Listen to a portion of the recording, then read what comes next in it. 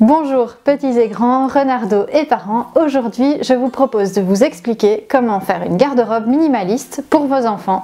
Vous me suivez ?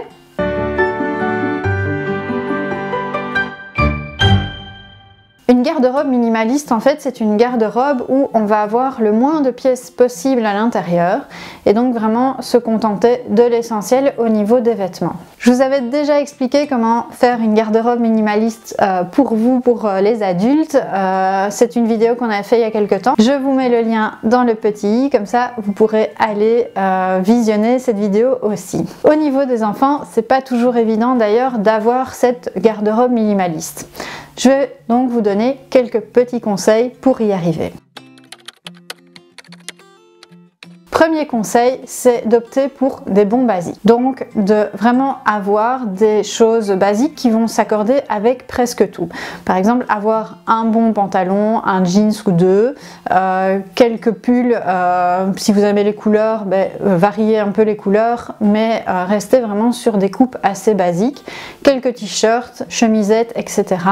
Et normalement, vous avez largement assez pour votre enfant. L'avantage d'utiliser ces vêtements très basiques, c'est justement que vous allez pouvoir les accorder. Si vous avez par exemple des pantalons type jeans couleur bleue et noire et que vous optez pour des pulls type sweat ou pull en laine, etc.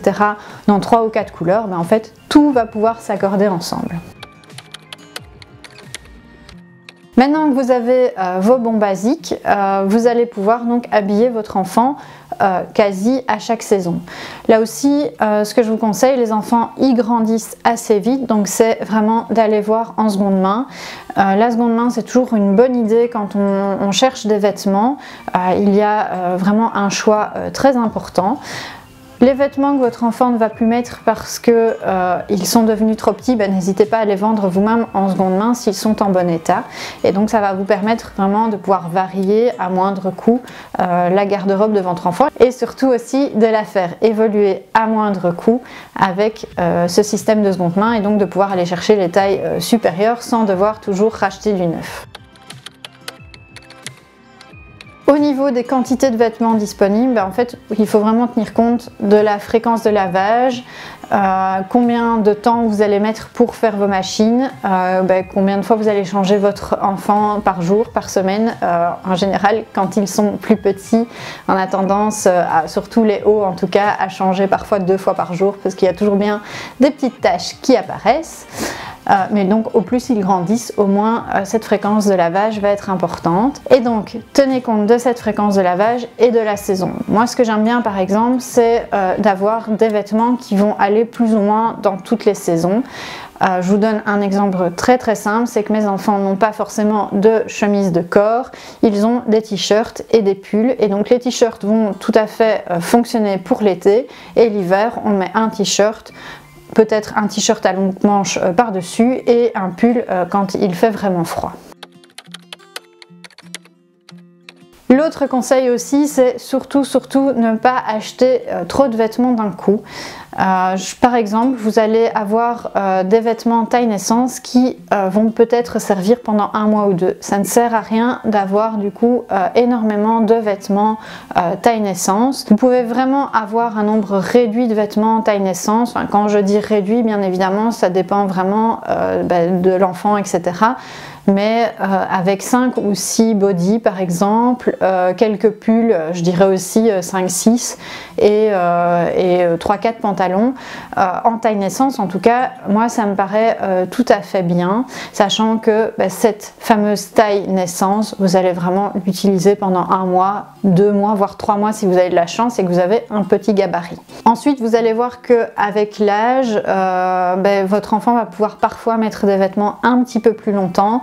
Je pense par exemple quand on a une petite fille et qu'on aime bien lui mettre des robes, ces robes en fait au fur et à mesure vont devenir des tuniques et finalement des petits t-shirts un peu évasés sur le bas. Et donc moi je faisais ça aussi, je leur laissais leur robe et au fur et à mesure on mettait un petit legging en dessous, un petit pantalon et ça fonctionnait pendant plusieurs mois.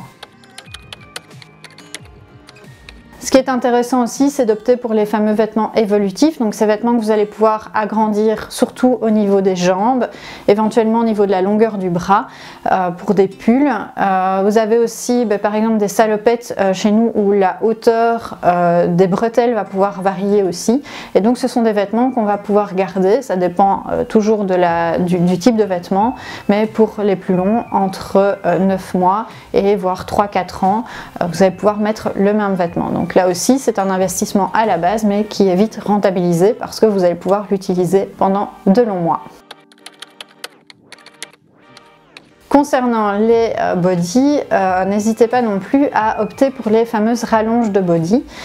Ce sont des petits morceaux de tissu sur lesquels il y a des pressions accrochées de chaque côté, et donc vous allez pouvoir simplement attacher ça en dessous du body et pouvoir rallonger le body, ce qui va vous permettre de aussi pouvoir éviter de racheter une taille au-dessus. Vous allez pouvoir vraiment passer avec une seule taille de body et finalement en avoir deux disponibles grâce à ces petites rallonges de body.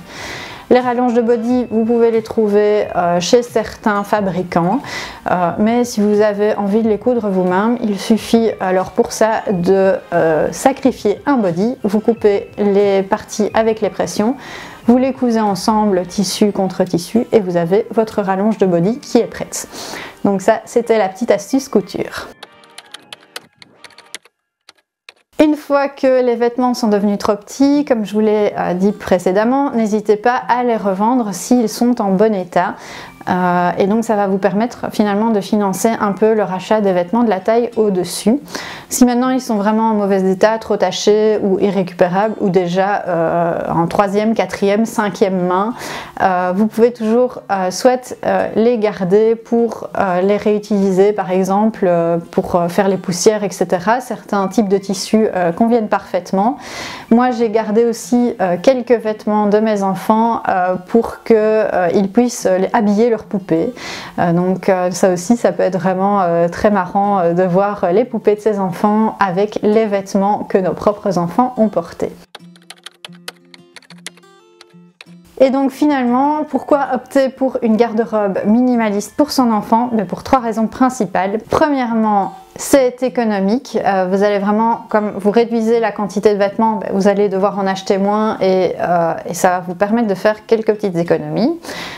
Comme dans cette démarche, vous allez pouvoir les revendre en seconde main et pouvoir les acheter en seconde main, là aussi, on a une économie qui est réalisée par rapport à l'achat de vêtements neufs. Ensuite, c'est une démarche qui est écologique. Encore une fois, par la seconde main, eh bien, vous évitez de devoir faire reproduire des vêtements neufs. On remet les choses en service et donc du coup ça nous permet d'avoir un gain écologique dans la démarche. Et enfin, et ça ce n'est pas négligeable, c'est que vous avez un gain de place impressionnant quand vous réduisez la quantité de vêtements. Nous à la maison, chaque enfant dispose de 2 tiroirs de commode pour mettre l'entièreté de ses vêtements. En général, nous on a des vêtements vraiment 4 saisons avec des enfants qui ont entre 6 et 12 ans.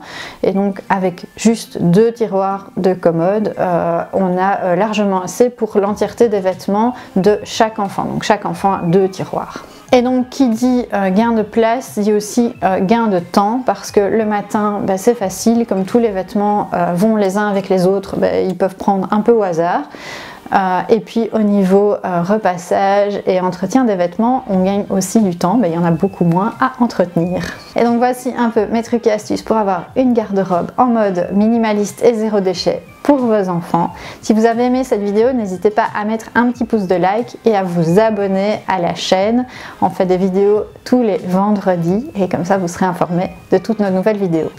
Nous sommes aussi présents sur les réseaux sociaux, n'hésitez pas à aller nous suivre également sur ces réseaux. Et moi je vous dis à bientôt dans une nouvelle vidéo.